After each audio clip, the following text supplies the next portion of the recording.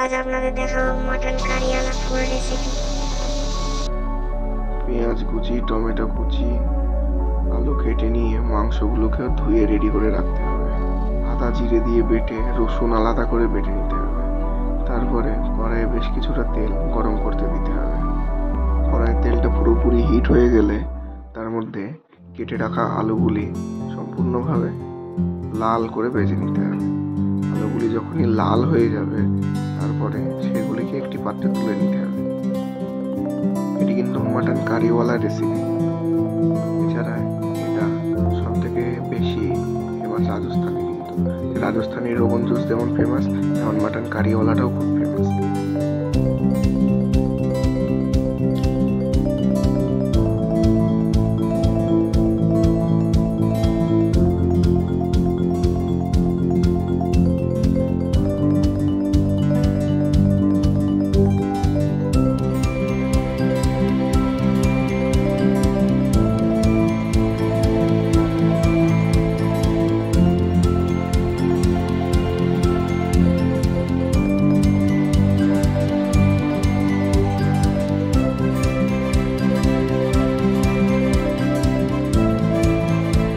পেঁয়াজগুলোকে ভালো করে ভেজে নিন।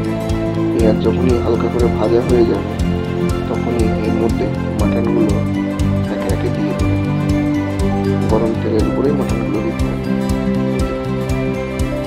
মাটনটাকে একে দিয়ে দিন। তারপরে মাটনটাকে পেঁয়াজের সঙ্গে ভালো করে ফ্রাই করুন।